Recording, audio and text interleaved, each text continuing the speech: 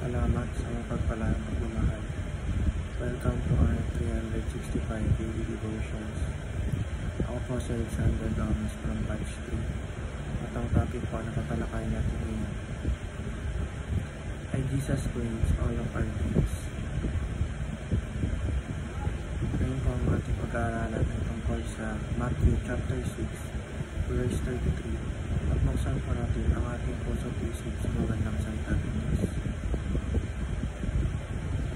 Sabi dito na, but seek first His kingdom and His righteousness, and all these things will be given to you as well. Or sa Tagalog, ngunit higit sa lahat ay bigyan halaga niyo ang kaharian at ang pamumuhay ng ayon sa kanyang kalooban, at ibibigay niyo sa inyo ang lahat ng mga bagay na ito.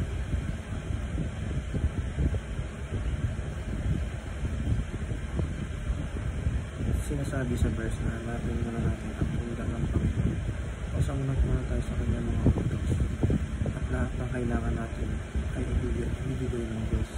Walang nabis at walang kulang kung matututo tayong sumunod sa kanya. Teaching number 1. Jesus calls us to give up worldly dreams. Pinatawag tayo ng Panginoon upang bitawan natin ang mga makamundong na nating pangarap.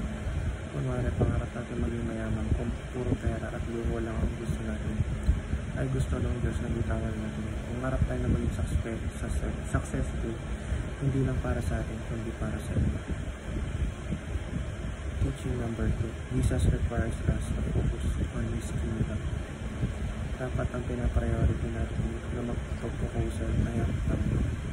Dapat ang inuuna natin ay ang mga utos niya dahil iyon ang makakabuti sa atin at ipinalulugod niya. Teaching number 3. Jesus provides us everything we need. Kung maunahin natin ang pagsaserve sa Lord, at ang pangangailangan natin ay ibibigay niya. Mayaman ng ating Panginoon at kaya niyang supplyan lahat. Kaya niya i-supply ang lahat sa atin kung matututo lang tayo na unahin ang kanyang kaharian. Application number 1.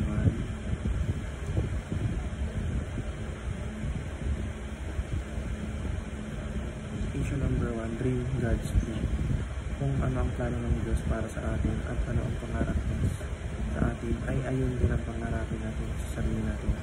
God knows better than He is all-knowing God. Application number 2. Serving the kingdom of God. Magsilbi tayo sa kaharian ng Diyos, hindi lang dahil sa may kalapit-itong pangako, kundi dahil na rin sa buong puso natin gusto talagang pagsilbihan ng Diyos. Application number 3. Trust in the King's provision.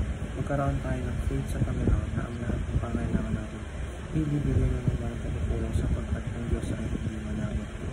Yun naman po ang aking devotions. Maraming salamat.